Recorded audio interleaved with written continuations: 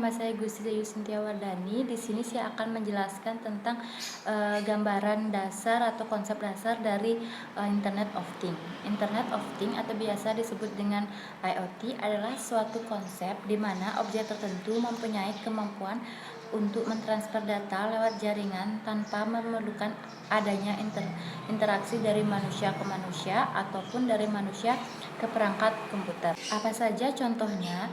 Contohnya adalah untuk pengolahan bahan pangan, elektronik, dan berbagai mesin atau teknologi lainnya yang semuanya sudah tersambung atau terhubung ke dalam jaringan lokal maupun global lewat sensor yang tertanam dan selalu menyala aktif.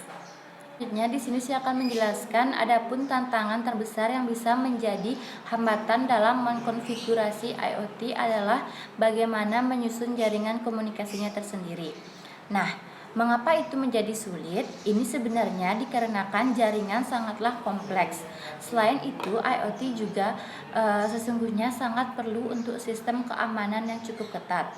Nah, konsep IoT ini sebenarnya cukup sederhana dengan cara kerja yang mengacu pada tiga elemen utama pada arsitektur IoT, seperti barang fisik yang dilengkapi modul IoT, perangkat koneksi ke internet sebagai modem, dan router wireless PD seperti di rumah-rumah. Dan yang terakhir, cloud data center, tempat untuk menyimpan aplikasi beserta database. Ke internet akan menyimpan data.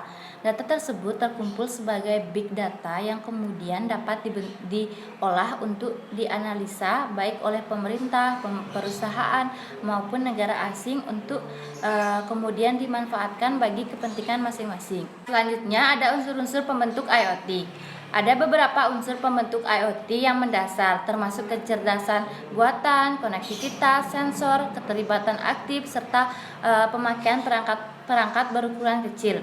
Nah, di sini selanjutnya saya akan membahas secara singkat dari unsur-unsur pembentuk IoT tersebut. Yang pertama ada kecerdasan buatan atau sering disebut dengan AI.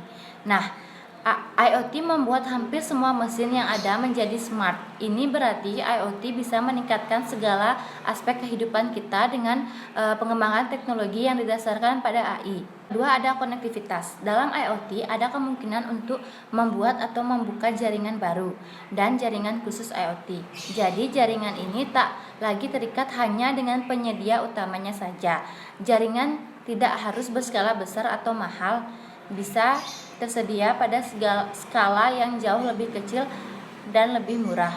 Tiga, ada sensor. Sensor ini merupakan pembeda yang membuat IoT unik dibanding mesin canggih lainnya.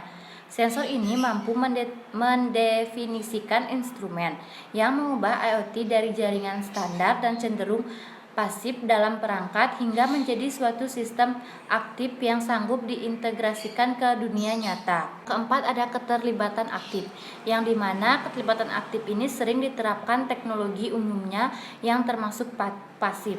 IoT ini mengenalkan paradigma yang baru bagi konten aktif. Terakhir, ada perangkat berukuran kecil, yang dimana IoT memanfaatkan perangkat-perangkat kecil yang dibuat khusus ini agar menghasilkan ketepatan, skalabilitas, dan fleksibilitas yang baik. Akhir, saya akan menjelaskan tentang tantangan besar pada IoT. Yang pertama ada security. Nah, tantangan yang paling signifikan dan tidak bisa dipecahkan berkaitan dengan keamanan atau lebih khususnya tentang keamanan cyber yang berkaitan dengan teknologi informasi. Bukan hanya koneksi data yang rentan, tetapi semua yang terhubung ke perangkat keras sebenarnya sangatlah rentan. Nah, adapun solusinya yaitu keamanan cyber memang tidak akan pernah dipecahkan.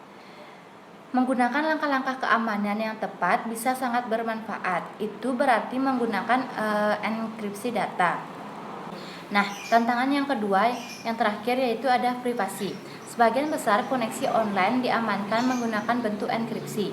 Artinya, data dikunci di belakang kunci perangkat lunak dan tidak dapat dienkripsi, diterjemahkan tanpa otorisasi yang sesuai. Salah satu cara untuk benar-benar mengamankan data dan melindungi privasi semua pihak yang terlibat adalah dengan menghapusnya dari keberadaan. Sekian dan terima kasih.